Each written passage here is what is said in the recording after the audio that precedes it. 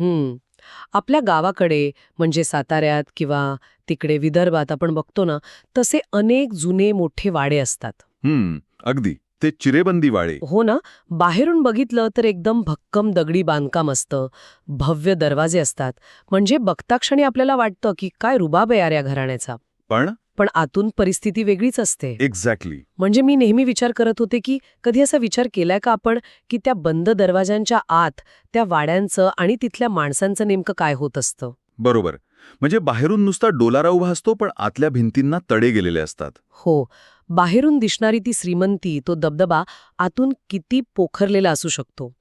आणि म्हणूनच आजच्या या सखोल चर्चेत आपण एका अशाच वाड्याचा दरवाजा उघडणार आहोत. क्या बात है. हातात मस्त गरम चहाचा कप आहे आपला, तर म्हटलं एका अशा विषयावर बोलूया जो आपल्या सगळ्यांच्याच मुळांशी जोडलेला आहे. मला नेहमी वाटतं हे वाडे म्हणजे एखाद्या जुन्या डेरेदार वडाच्या झाडासारखे असतात बघ. म्हणजे पारंब्यांचा विस्तार खूप मोठा वाटतो. हो, झाड आभाळाला टेकल्यासारखं वाटतं, पण जवळ जाऊन बघितलं तर खोड आतून वाळवीने पूर्ण पोखरून काढलेलं असतं. एक मोठं वादळ आलं की ते कोसळणार हे नक्की असतं. तसाच हा वाडा आणि त्यातली माणसं आतून कशी पोखरली गेली आहेत हे आपण बेसिकली उलगडून बघणार आहोत आज. आणि हा दरवाजा आपण उघडणार आहोत एका अत्यंत ताकदवान आणि अप्रतिम कलाकृतीतून. येस. आज आपण सखोल चर्चा करणार आहोत ती म्हणजे महेश एलकुंचवार यांच्या वाडा चिरेबंदी या नाटकावर. येस. खूप भारी नाटक आहे हे. ऐकणाऱ्यांना मला सांगायला नक्कीच आवडेल की हे नुसतं नाटक नाहीये यार, हा आपल्या समाजाचा एक आरसा आहे.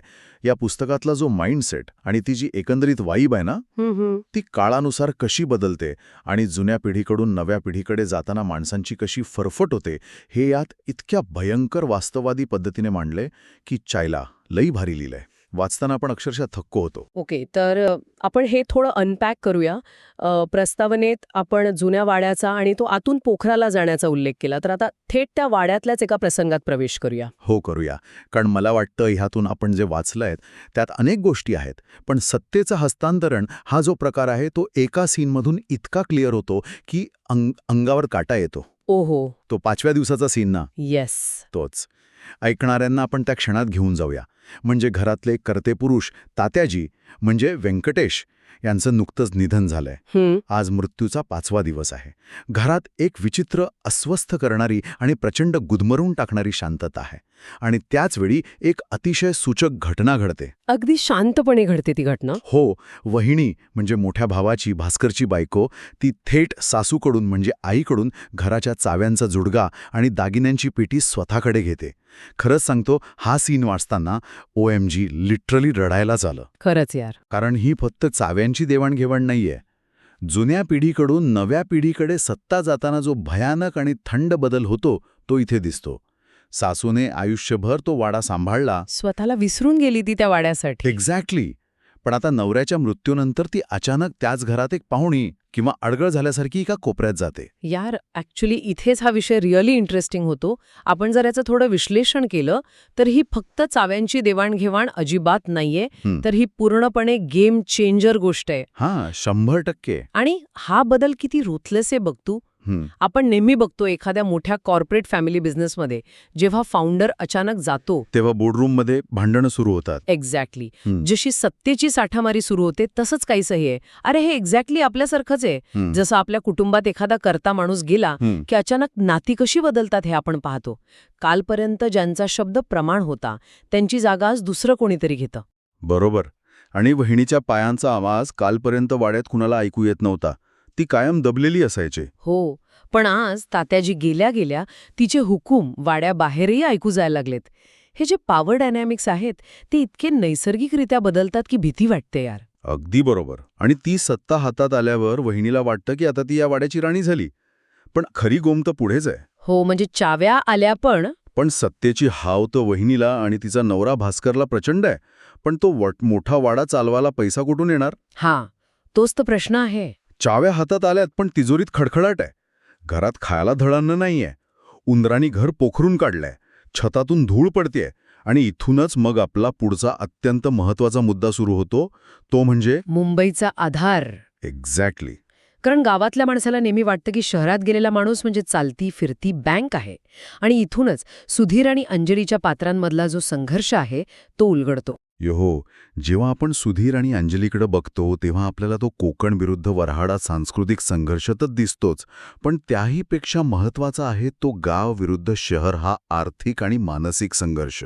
अगदी. आता भास्करला आणि पूर्ण गावाला काय वाटतं की सुधीर मुंबईसारख्या शहरात राहतो म्हणजे त्याच्याकडे पैशाची झाडं असतील, तो मुंबईकर आहे ना. पण सुधीरची मुंबईतील खरी अवस्था काय आहे? 2 रूम फ्लॅट आणि तोही कर्जाच्या ओझ्याखाली दबलेला. तो मुंबईत अक्षरशः रोज मरणयातना भोगतोय. हा जो पार्ट आहे ना, हा सो रिलेटेबल यार. खरंच. म्हणजे ऑनेस्टली या पात्रांमध्ये आपण स्वतःला बघू शकतो.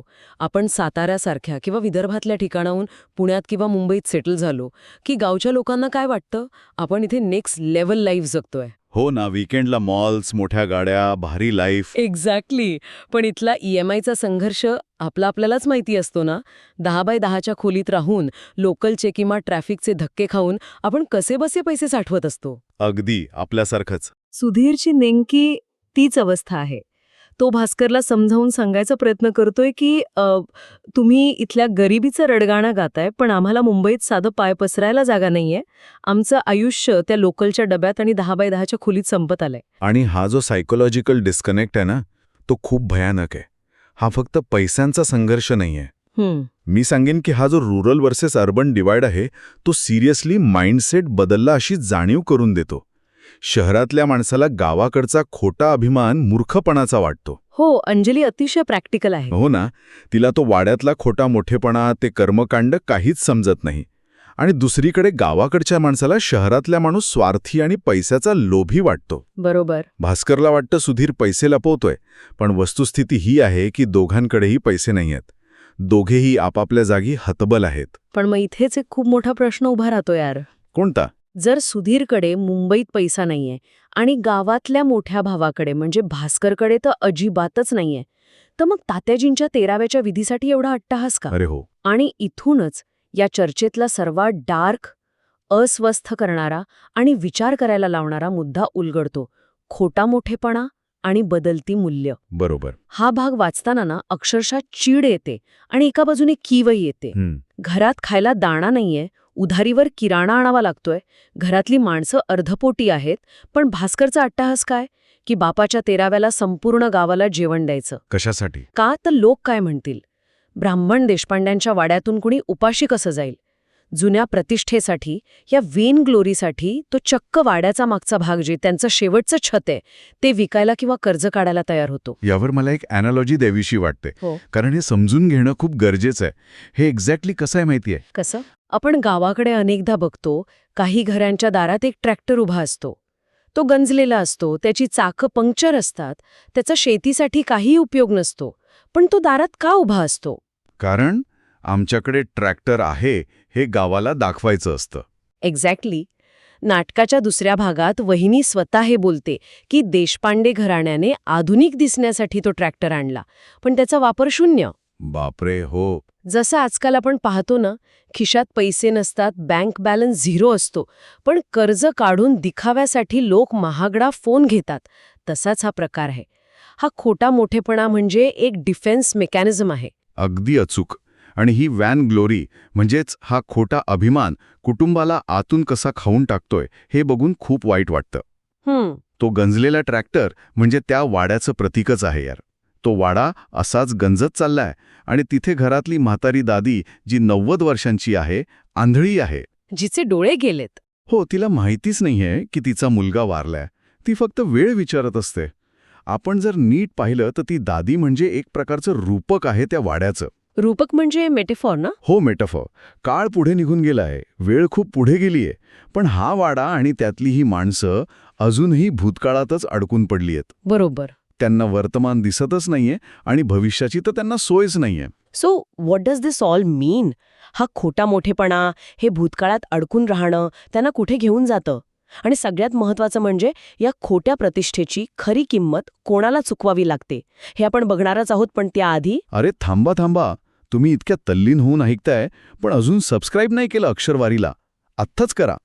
आजच्या या दिलखुलास गप्पांमधून आपण असेच नवनवीन विषय आणत असतो. दर आठवड्याला नवीन भाग येतो. नोटिफिकेशन ऑन ठेवा नक्की. सिरियसली एकदम फ्री आहे. चला तर मग पुन्हा आपल्या वाड्यात परतूया. आपण मगाशी त्या गंजलेल्या ट्रॅक्टरबद्दल आणि खोट्या प्रतिष्ठेबद्दल बोलत होतो. पण एक कटू सत्य असं आहे की जेव्हा कुटुंब अशा खोट्या प्रतिष्ठेच्या ओझ्याखाली जगत असतं तेव्हा सर्वात जास्त कोण भरडलं जातं? आणि याचं उत्तर खूप भयानक आणि विदारक आहे. या ओझ्याखाली भरडली जातात ती वाड्यातील उपेक्षित पात्र, स्त्रिया आणि दुर्बल पुरुष. विशेषतः प्रभा आणि चंदू. हो यार, प्रभाची गोष्ट तर खूपच वाईट आहे. आपण प्रभाकडे बघूया. ती अत्यंत हुशार मुलगी आहे, जिची शिक्षणाची इच्छा, शहरात जाऊन शिकण्याची ओढ फक्त एका कारणासाठी मारून टाकली जाते, ती म्हणजे कुटुंबाची प्रतिष्ठा. बापाला आणि भावाला वाटतं की ब्राह्मण देशपांड्यांच्या मुलीने नोकरी करणं हे घराण्याला कमीपणाचं आहे. म्हणजे पोटाला चिमटा काढून उपाशी राहणं चालतं, पण मुलीने स्वतःच्या पायावर उभं राहिलेलं चालत नाही. हो, ती 35 वर्षांची अविवाहित स्त्री आहे. तिच्याकडे तिचे स्वतःचे काही दागिने आहेत, जे तिचं एकमेव स्वातंत्र्य, तिची एकमेव आशा आहे. तिला वाटतं ते दागिने विकून ती शहरात जाऊन शिकेल, स्वतःचं आयुष्य उभं करेल. पण ते दागिनेही तिच्याकडून हिरावून घेतले जातात. ते तिचे दागिने नसतातच मुळी, ते तिचे पंख असतात, जे कापले जातात. बापरे, हे खूप डीप होतं. आणि दुसरीकडे चंदू. चंदूची अवस्था बघितली की मन पिळवटून निघतं. तो सर्वात धाकटा भाऊ.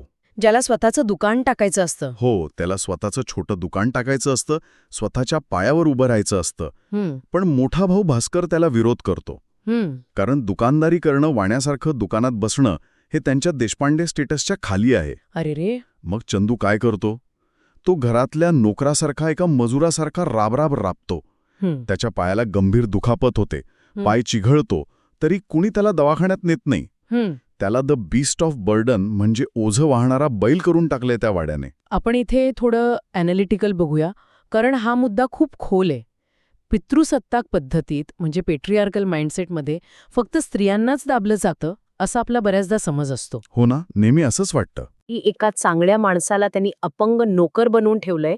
आई हे सगळं उघड्या डोळ्यांनी बघतीये. ती शांतपणे हा सगळा रास बघत असते.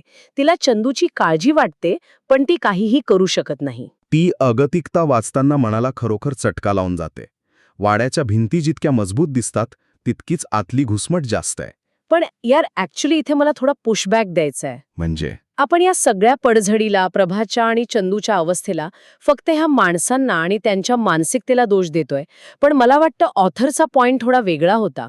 हां, मला नाही वाटत तसं. एक ना, वाड्याचा ऱ्हास हा मुळात माणसांमुळे नाही, तर त्या काळातल्या आर्थिक बदलांमुळे आणि शहराच्या आकर्षणामुळे झालाय. जर आपण ऐतिहासिक दृष्टिकोनातून बघितलं तर पोस्ट इंडिपेंडन्स नंतर जो सोशो इकॉनॉमिक बदल झाला, जमीनदारी गेली, कुळकायदा आला, जमिनी गेल्या आणि औद्योगिकीकरण आलं, त्यामुळे हा वाडा पडलाय. माणसं तर फक्त बदलत्या सर्कमस्टॅन्सेसचे विक्टिम्स आहेत.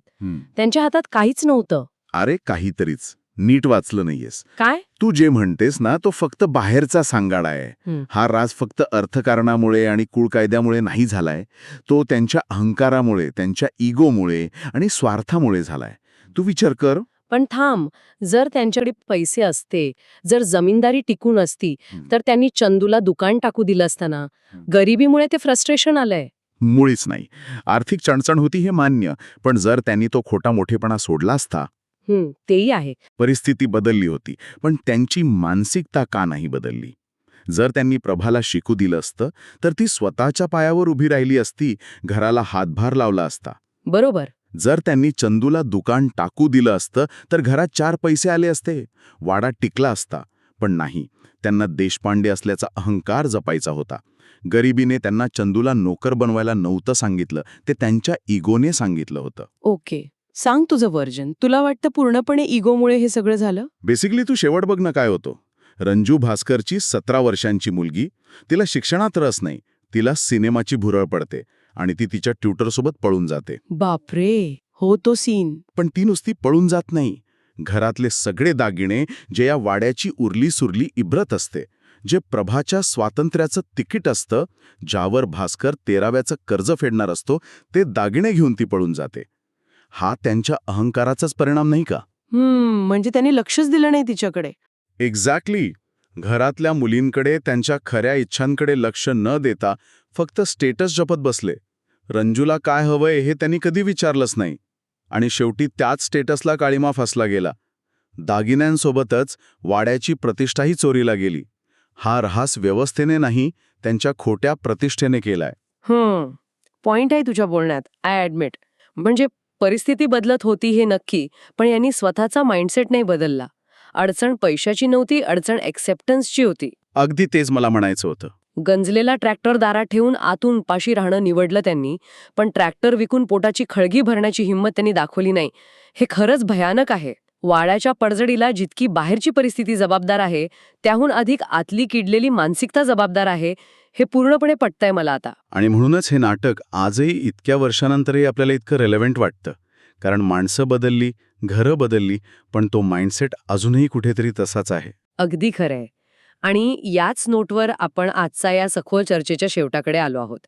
ऐकणाऱ्यांना जाता जाता एक विचार नक्की द्यावासा वाटतो. सांगा.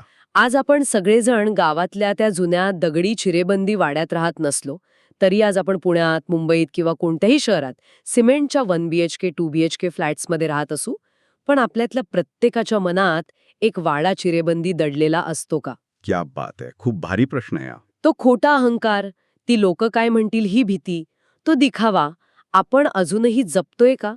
बँकेत पैसे नसताना EMI वर घेतलेला महागडा फोन हा आपला आजचा गंजलेला ट्रॅक्टर तर नाहीये ना? हे नाटक वाचल्यावर आपण स्वतःच्या आयुष्यात आणि स्वतःच्या आतल्या वाड्यात डोकावून बघायलाच हवं. खरंच खूपच डीप विचार आहे हा. आपण आपल्या आतला वाडा असाच खोट्या प्रतिष्ठेने पोखरू द्यायचा की तिथे मोकळी हवा येऊ द्यायची आणि वास्तवाचा स्वीकार करायचा, हे ज्याचं त्याने ठरवायचं. हे पुस्तक नक्की वाचा. पर्स्पेक्टिव्ह बदलेल, गॅरंटीड. कमेंट करा कुठला पार्ट सगळ्यात रिलेटेड वाईपला. पुढच्या भागात एक और मस्त पुस्तक येतंय, मिस करू नका.